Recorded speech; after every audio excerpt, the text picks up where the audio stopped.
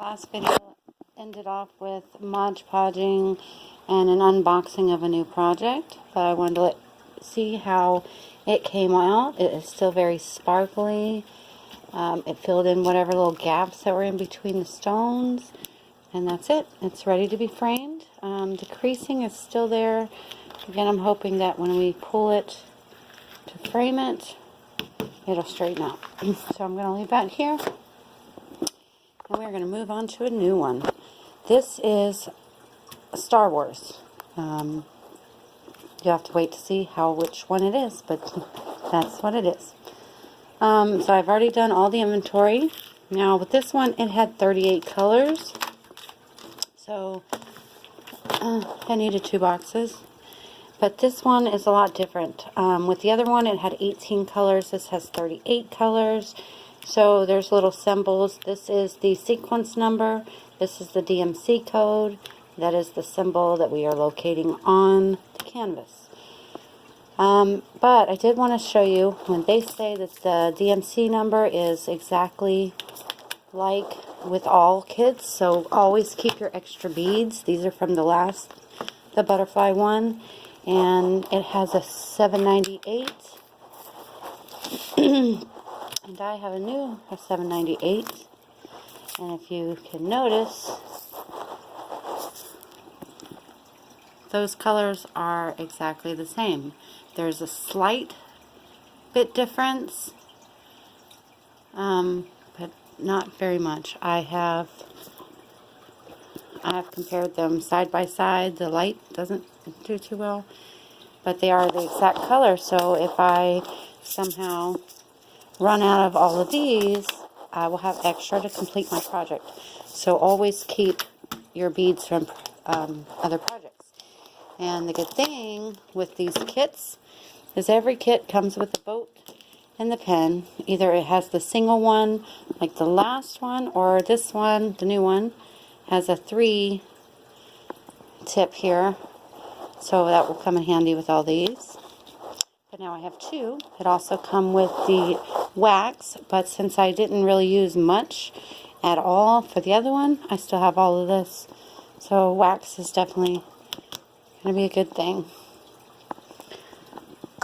So I wanted to start this one a little bit with you guys, just so you can see again how we're going. So I've already prepped it. Did the inventory. I did end up finding some washi tape. It's at Walmart. This one particularly was $263 or $268. I'm not sure. But we just go around the edge so it doesn't pick up lint, hair, or anything like that, because there is a little bit of glue up past your painting.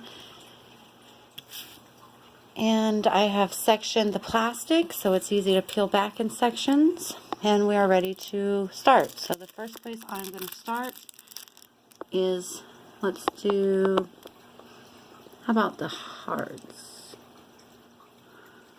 Sure. Hearts are good. That plastic is just going to do that, so I usually use my little scissors. Pull back the plastic. Pick out my heart. See these little symbols, and again, with these symbols, they're not perfect, but I know what they mean, and that's the important part. When you inventory your, beads, make sure it's how you can read them. That's all that matters. So the little hearts, obviously, is a little easy to draw. It's way up here, and I've got a ton of them. Carefully open up your box. Sorry about that. Blocked you out.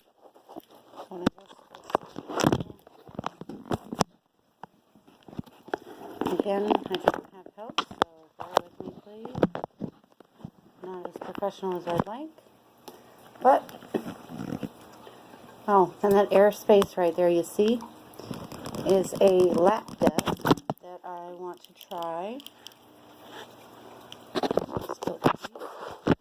I want to try for one night or evening, and I want to sit somewhere else other than the desk, because I do notice, as with any when you sit up at your desk a lot, your back tends to hurt, your neck hurts because you're looking down.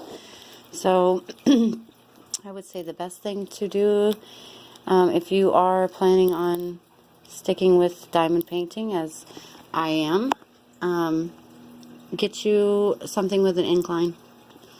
Just a cheap little desk. I think it was like $40 at Walmart. So, and that will help you. But enough of the rambling. Let's get to dotting. Oh, we need the wax. You just take a little bit. I know you can't see it, but you just take a little bit.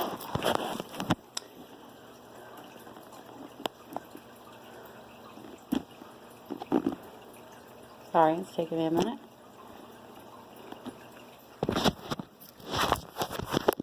And you get your dot. And you, let's see, my hands are the way here. Got your dot. And I try, again, I should probably be starting on the other side, but I don't know why I chose this side. I try to do the ends first. That way it lines it up. And then as you put the other ones in, it will push it in together where it's supposed to be. Doing this, I haven't found any of the problems that people were talking about. With the static beads, I haven't had to use any kind of dryer sheets or anything like that. I haven't had to wash them, which I don't know what that was about. I didn't read enough about that because it didn't sound like something I wanted to do. I just inventory them, put them on, and there you go. See, it's just simple.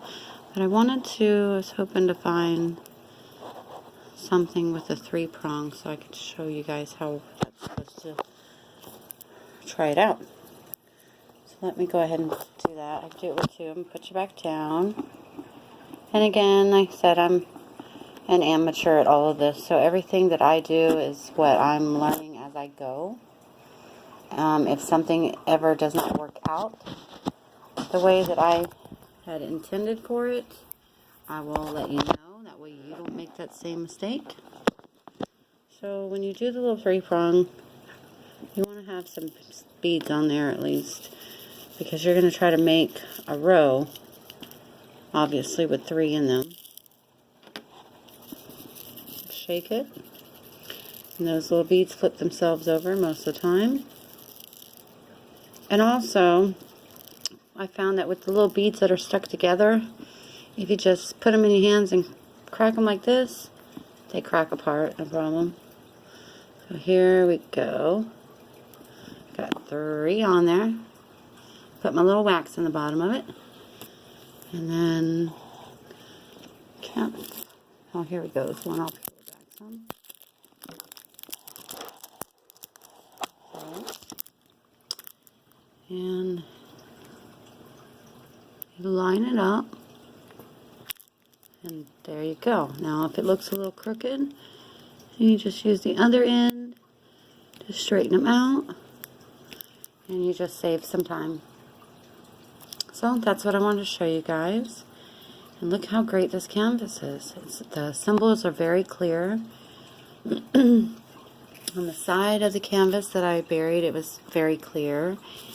Some of the symbols you want to watch out for, depending on the air or the way you have your canvas turned, because a lot of them look the same if they're turned the other way.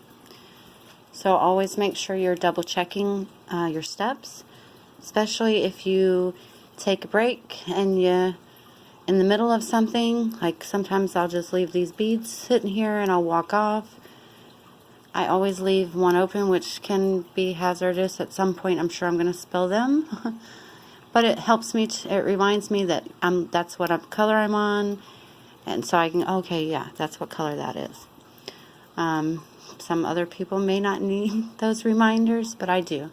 My mind is always going somewhere. My back hurts, so I'll get up and walk around, go do some dishes or whatever. And then I'll come back and be like, oh, what color was that? if they're, now obviously if this is here and I only have dark, I can obviously see I'm working on the dark color because these are all pretty colors. But if, you know, the last one there, some of the purples were the same shades, just a bit off, and it could have been confused. So just always double check your work and have fun. That's the most important. Have fun, enjoy what you're doing, and that's it. I'll leave you with that for now, so I'm not rambling on. And I'll get back with you when I've got at least a section of it done. So, till then.